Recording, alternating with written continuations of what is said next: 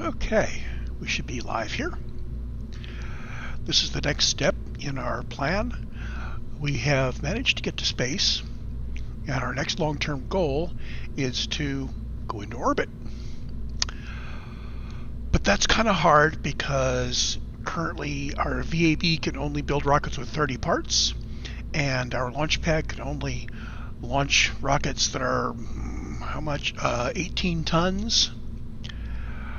And I think getting to orbit is going to be a lot easier if we can build heavier rockets with more parts. So let's look at doing some contracts. I did find that there was some contracts at the mission control where we had some tourists that wanted to go up, and they were willing to pay money. So we're going to run some tourists up. And of course, the first step there is to automate that whole thing. As you can see, I've already built the rocket. We need to have a core for an unmanned launch that's a Stay Putnik that I've embedded in the nose.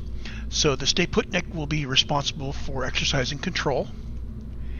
And we've also added a part in the middle there. We have unlocked the official parts for providing KOS support and MechJeb support. So from now on, we will have those parts on hand, and I'll be running the KOS programs on the KOS parts.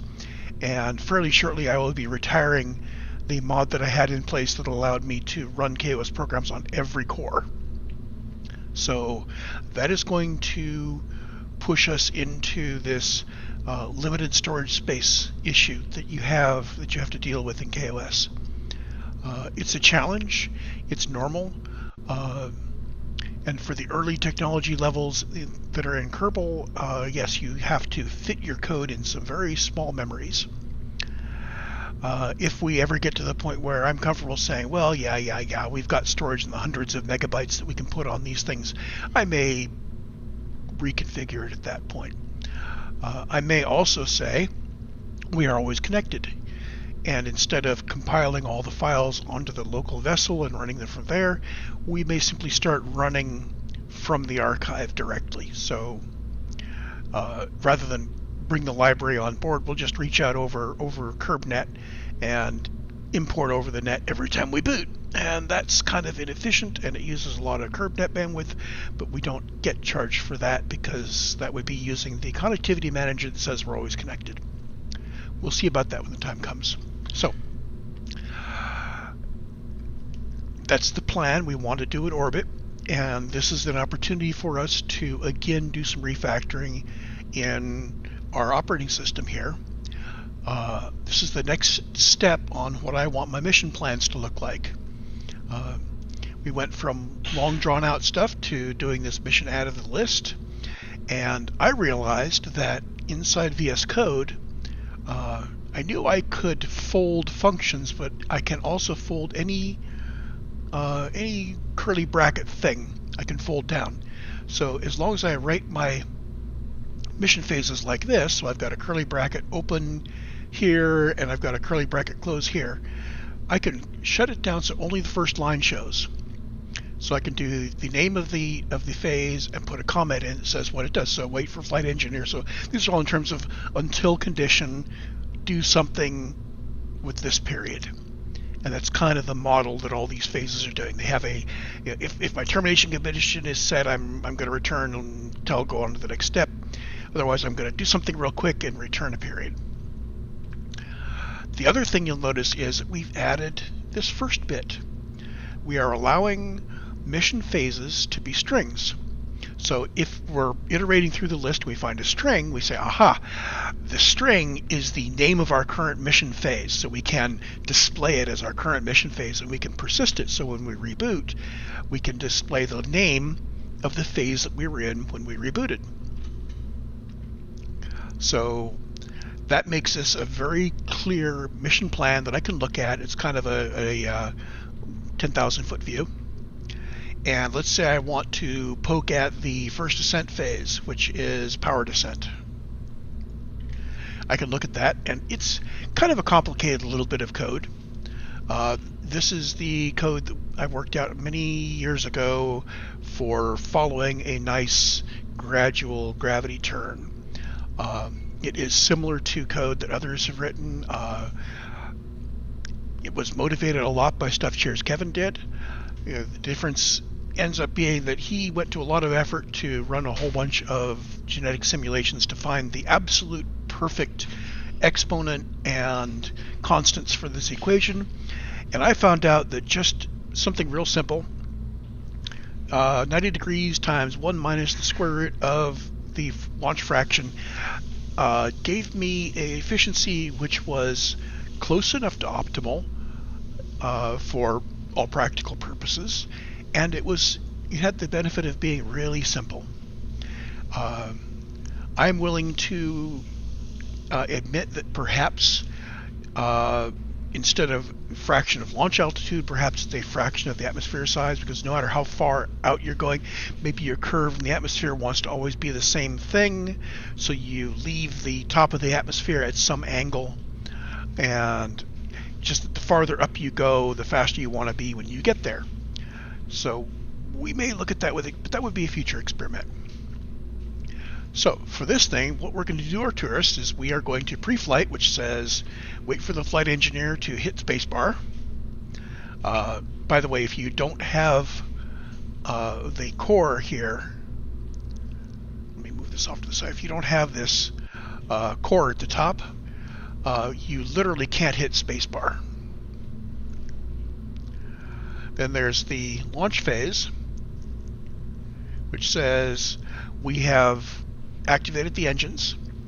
So we are going to wait for the rocket to get clear of the launch site. So for our purposes, this is when the radar altimeter reads 50 meters. So when our tail plane is 50 meters above the ground, I think that's what it measures, we're clear. Now our current launch area is just a flat plane, so we don't need to worry about this. As we upgrade it, we're going to end up with big, tall gantries and so on. So this gets us up. We hold our facing. We don't try to, whatever facing we're in when we're on the launch pad, we're just going to hold that facing while we're firing the engines at full. And if we get perturbed, if somebody knocks us off to the side, we'll hold the new facing. So all we're doing here is trying to keep ourselves stable while we get to 50 meters. Once we've gotten there, we do this bit, which pitches us over in our launch azimuth direction and follows a curve up.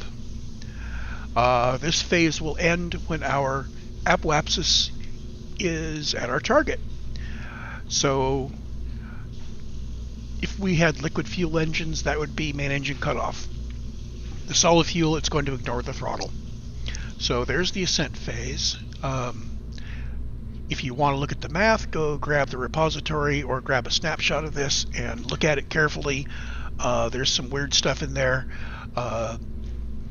VXCL says exclude multiples of this first vector from the second vector. And the one thing that's odd that's not commented is the CB. Basically, if we have no horizontal component of our current velocity, this says bias it by our launch azimuth. So we're not attempting to hold the launch azimuth directly, but we are saying that initially we want to bias toward that launch azimuth. Once we leave that, our apoapsis is high enough. We do a normal coast to ascent, and we are just going to keep our nose pointed into the wind until we're in space.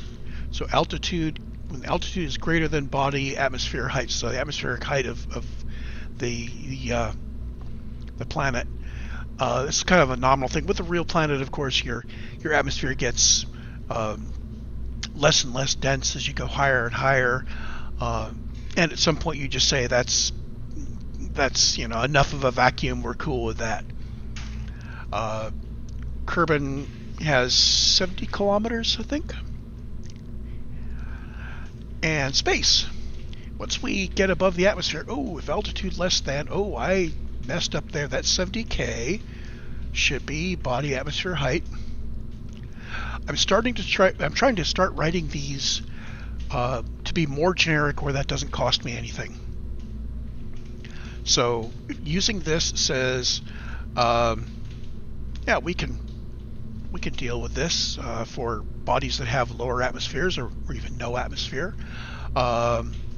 it may turn out that if you're on MUN, maybe body ATM trying to reference it is a problem. So we'll have to add logic there once we start ascending from MUN. So space, we are going to set our steering to look straight up. So once we get into space, we're going to rotate so our pointy end is straight up.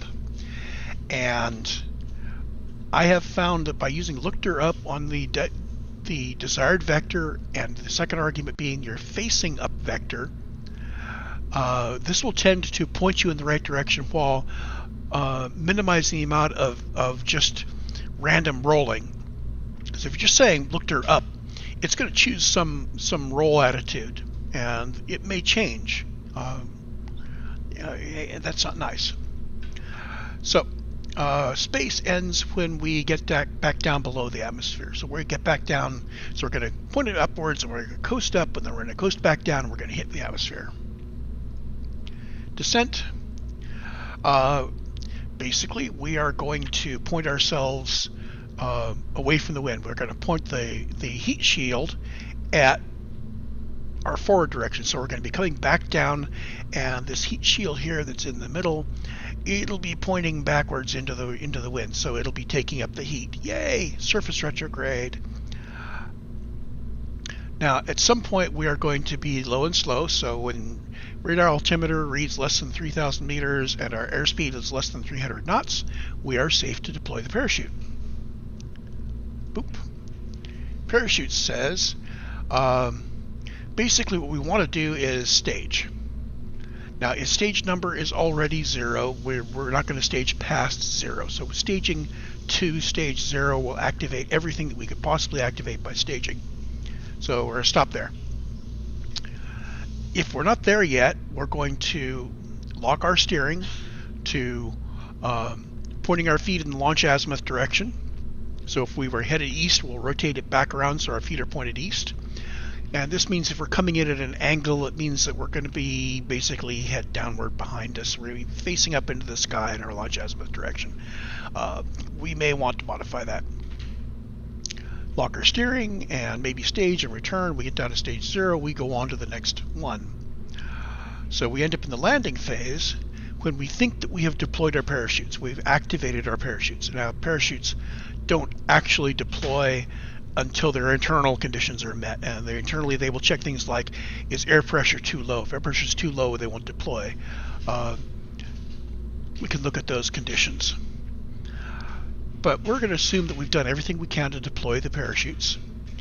We're going to stop when we stop moving vertically. When we stop descending, we're done with the landing. So as long as we're going down, we are going to continue to lock our steering in the old way, which is, with our feet pointed the direction of our launch azimuth.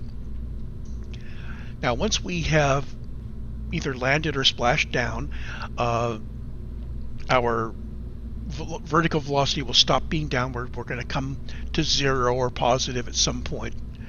We'll move on to parking. Parking just says, hold us stable. So we are going to even after we land, to try to hold that pod pointed in the right direction. So if we're on a slope, this is going to try to tilt us. It'll keep that as long as it has energy to run its little torque wheels. The benefit is that if we are in the water, it'll hold us upright, which is really handy if the capsule and all the things attached to it don't tend to float in the right direction. You don't want the capsule door, for instance, to be down in the water somewhere. We want to be able to get in and out, because once we've landed, we may get out and do EVA reports and all of that crap. But this is tourists. So really what we're saying here is in-game, we don't want the tourists bobbing around too much. And once that's done, we can recover. So there is the mission script. And that still took me 15 minutes just to go over that. So let's go do a launch. I can turn off the code editor because we know that this isn't going to crash at all, right? We do not yet have somebody who wants to fly with us. So let's go get a passenger or two. Hello, Mission Control. You have a whole bunch of focus temperature surveys. We're not going to end up doing these. These are for people who really, really enjoy flying aircraft around Kerbin. I'm not good at it, and I'm really not good at writing autopilots for it. But we do have this one here, which is 2 tourists safely to their destination and back. Once we've done a few of those, we're going to start getting some 2-star and 3-star contracts for tourists. At some point, it's going to start having tourists that want to be orbital. So there will be a later mission that we build, later configuration that can take tourists orbital. But for now, this will be 2 tourists to suborbit. So it can be 2 launches. And it's going to give us, let's see, almost 10,000 funds for bringing each one back, and almost another 3,000 funds for suborbital, and some fame.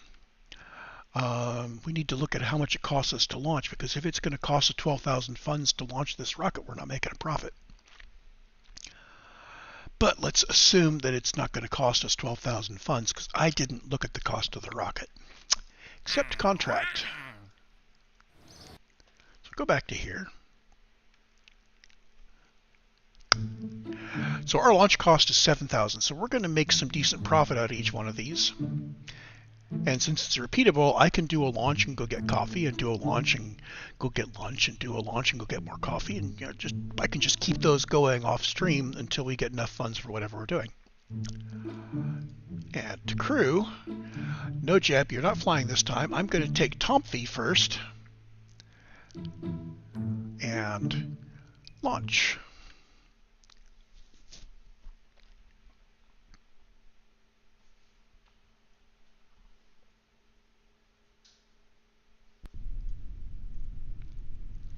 Okay, so notice our little thing here, project, purpose, and phase came up. We can open the terminal. Oops, that's the terminal on the capsule. I need to use this one. I haven't turned off the KOS processors on the capsules yet. So here is our flight log, and we've logged the name of the project, we've logged the purpose of the project, and we see that we are in the pre-flight phase. That means that when I hit spacebar, it'll go. And we see down here on the lower right that we've got Tompi, and he looks like he's ready to go. Let's take a look at him. Yep.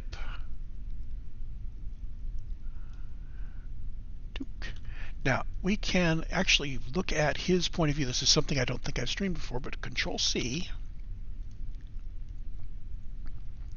So this is what Tomfy is seeing. He is in this capsule, and he's a tourist, so he has no idea what all these buttons and switches do, and I certainly hope he keeps his hands off of them. Food, not food, parts, air, cool. Here's our main instruments. We've got radar altitude, and we've got a altitude meter and a vertical speed indicator, and compass, and our attitude indicator, which is a normal nav ball. And that looks like radar, but that doesn't look like the radar image you would get anywhere around the Space Center, unless it's rotated. I don't think so, because I think we would be looking out on an ocean with an island further out. So that one's dummy. I may want to put in raster prop monitor at some point. I've taken ScanSat out because I thought it was useful later, but not now. But I may want to put in something to add some more heads-up displays. Anyway, so that's that.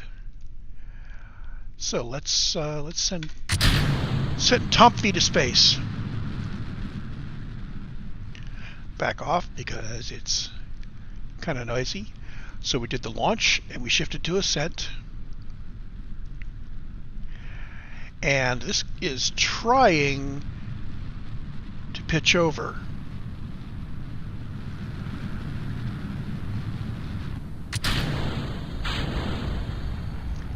So I appear to have made a mistake. What is going on here? We should be pitching over. So let's take a look at our ascent.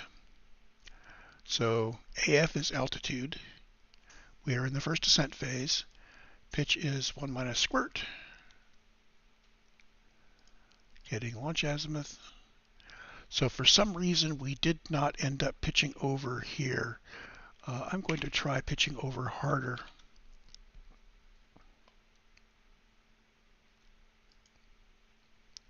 So let's revert flight to launch. Now, those bottom fins are aerodynamic, so we should be getting plenty of control on them.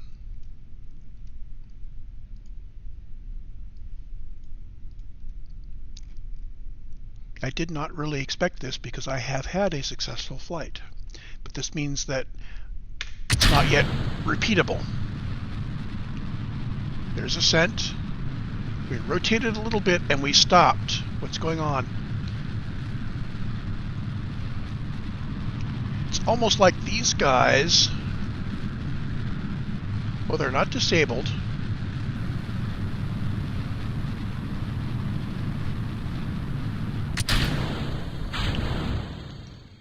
Okay, so now I need to actually debug a bit.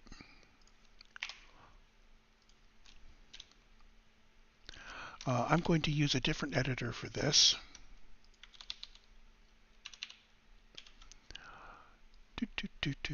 Jovially Hesitant Request.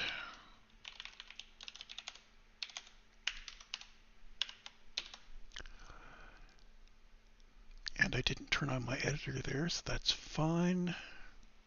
Okay, so our problem is that somewhere in this ascent phase here, the computations are not doing what we expect. So I'm going to say lock, find lock, and we're going to say print something, whatever I locked is, plus the locked thing. So that'll print all of them. And now we're going to say lock command pitch. Do I have a CP? I already have a CP. Never mind. I was going to look at the angle between CS and up, but I think that's probably going to be enough. I had a problem earlier when I had 90 minus instead of 90 times, and it became obvious once I got to debugging. So we'll do that, and I can actually resume flight.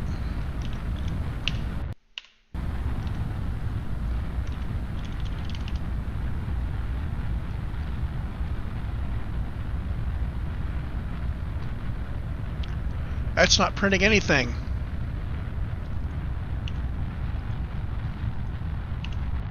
Revert flight, revert to launch. Now, is it possible that we are skipping? It's also possible that launch altitude is 80,000. Let's print those when we boot.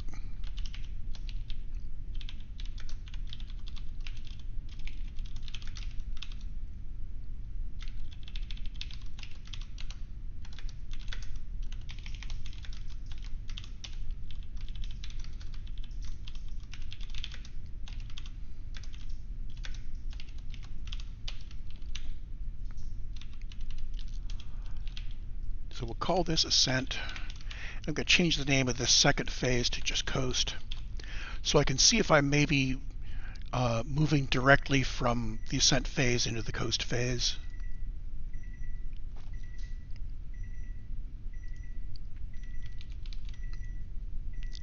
So we grab that, open terminal. Okay, so we've confirmed that we've got the right values for the launch azimuth and the altitude.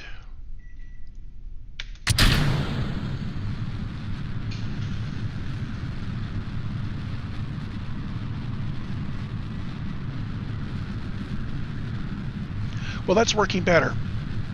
So apparently there's something about this that doesn't always get our initial pitch over.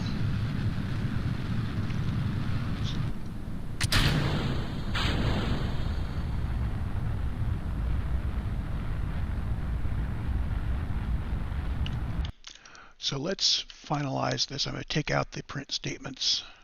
We're back in in this editor again. So we take out the print statements.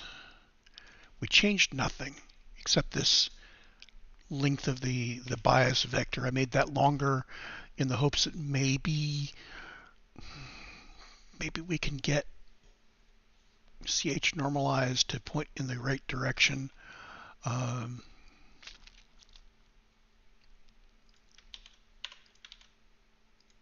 Okay, so revert flight to launch.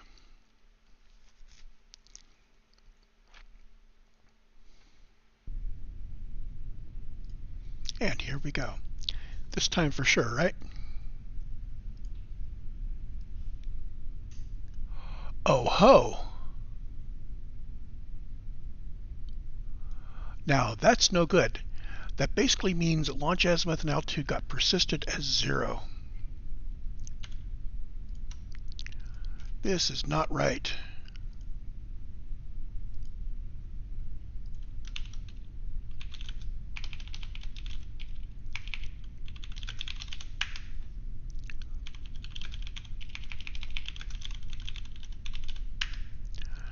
So you notice there, launch azimuth and launch altitude are being set correctly in our persistence file. So there's a good question as to why these would be coming up 0 here.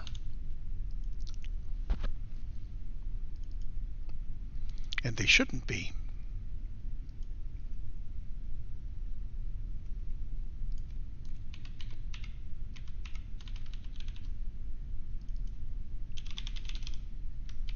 Now persist should be getting picked up by one of the other guys, but let's make sure it's been run.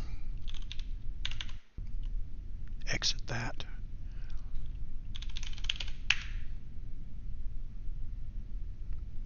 Okay. Now there is a difference between reverting to launch, which I believe doesn't wipe our disk. I don't know whether it wipes our disk or not, but I know that reverting to the vehicle assembly does. Here we are. So we launch again. Should boot up with a fresh disk. Oh, we can cancel the editor now.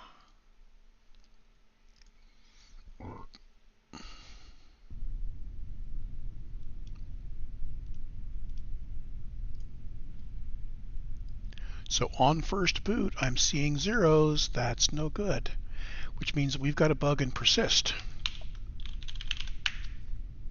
So on our first call, it's coming back 0, even though my default was set to 90. So while this is launching, I'm going to look at persist.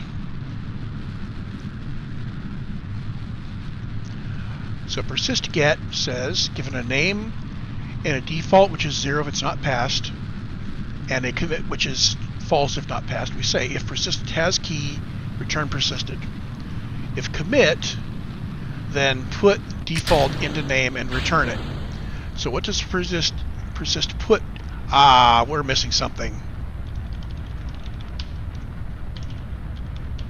Right there. Persist put is supposed to return the value, and somehow that line disappeared.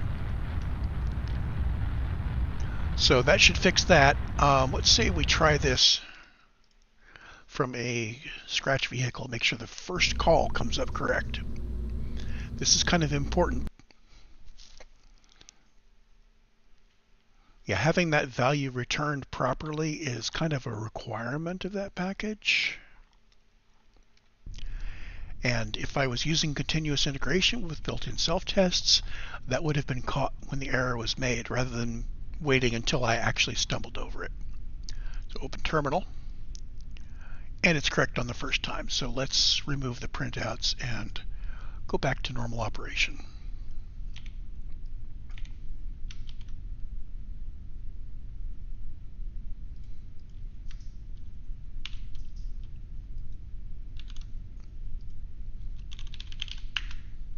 I have adjusted the source code in the editor. It stops printing it, and we are ready to go pre-flight.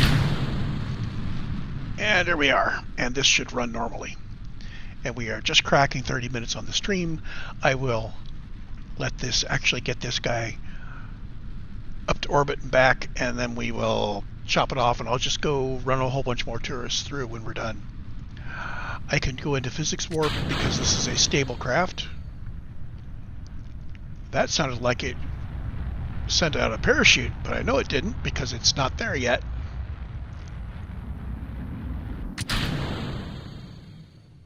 Okay, so now we are coasting. So far it's following our plan exactly. So we're pointed into the wind as we're coasting up through the atmosphere. 6, 7, 8, 9, 70. Yeah. Get into space and boom, we're pointed straight up.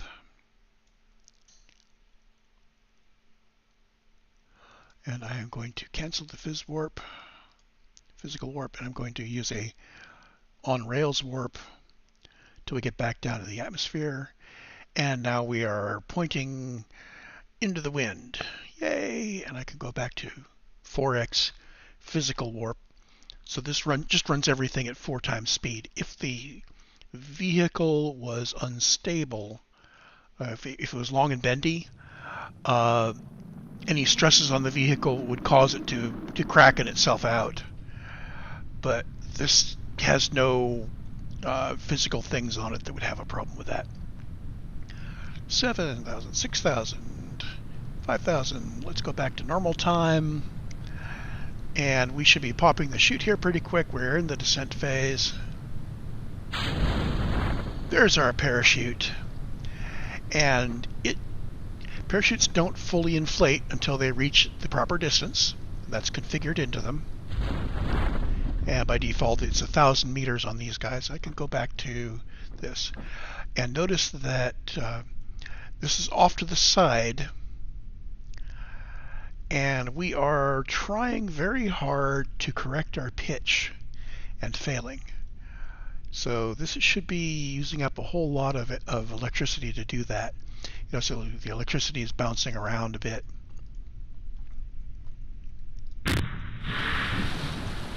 And when we land, now we can put ourselves upright, and we're holding ourselves nice and steady.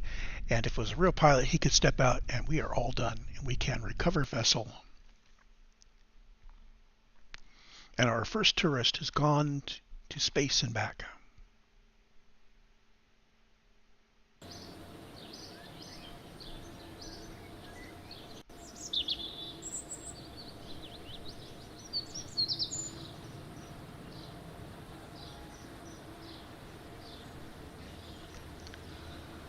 Okay, so very little science. The fact that we recovered a vessel after a flight got us a little bit of science.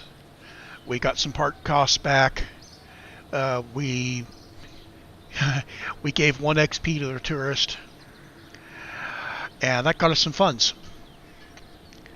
So I am going to keep running those until I have enough funds to upgrade the launch pad, which is going to be 50K. That will get us heavier and larger vessels. And I need to upgrade this guy so we can get from 30 parts to 255 parts with more parts and basic action groups. We're eventually going to want customized action groups, but that's really expensive. The astronaut complex, currently we are already upgraded so we can perform EVAs. Our next upgrade to mission control will enable flight planning, but only once we got the tracking station done. And the tracking station, we can go from orbits visible to patched conics visible, which is not that important. I think there's a max DSN power. Yeah, max DSN power goes up, which means we can talk to ships that are farther away, which is not going to be a concern quite yet. That will be a concern when we start going to MUN and so on. So, priority here and priority here. And if I were making space planes, I'd have priority there. So research, once we finish off all the science that requires 90, I'm going to have to spend $500,000 funds so that we can expand more. But that will allow us to collect surface samples. So this is something you do once we started thinking about landing on MUN or Minmus. So that's all done, and I will see you in the next stream.